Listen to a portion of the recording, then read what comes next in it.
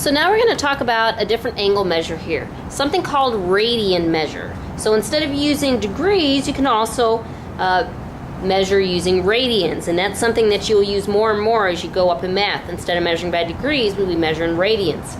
Well, what 1 radian is 180 degrees divided by pi. So we start getting into pi, which is approximately 57.3 degrees. Basically, what you start with is that 360 degrees, so all the way around a circle, equals 2 pi. So that's something that you're going to have to remember. So what we're going to work on is converting radians to degrees and degrees to radians. So if you start with radians, if you want to convert it to degrees, you're going to multiply your radians by 180 over pi. If you're going to change from degrees to radians, you're going to multiply by pi over 180. And I'll show you how you can remember that in just a minute. So we're going to start by converting 4 pi over 9 radians to degrees. So I'm going to write down 4 pi over 9.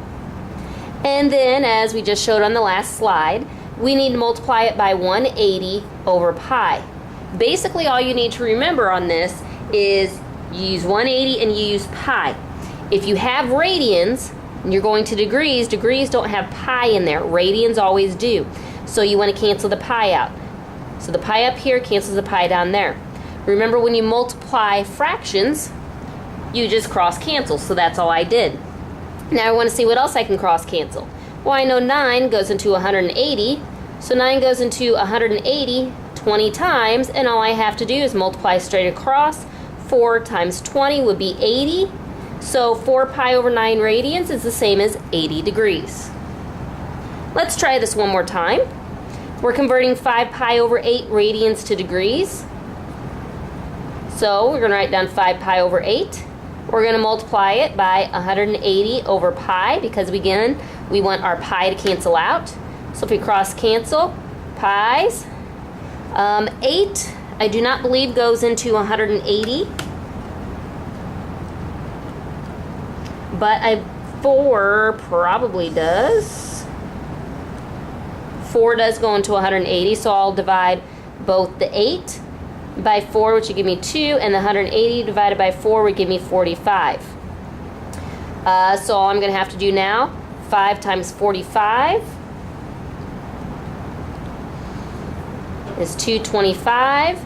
Then 2 times 1 is 2, so I just take 225 divided by 2, and that gives me 112.5 degrees. So that's converting radians to degrees. Now we're going to go the other way. We're going to convert degrees to radians.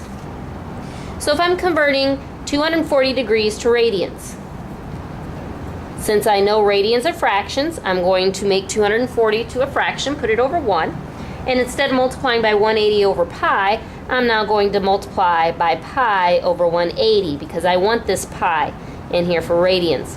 So again, we're going to cross cancel.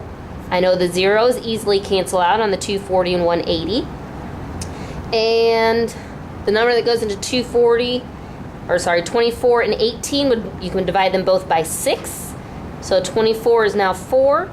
The 18 is now 3.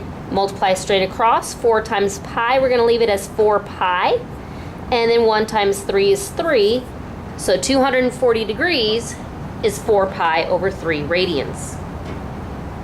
Let's go ahead and try this one more time.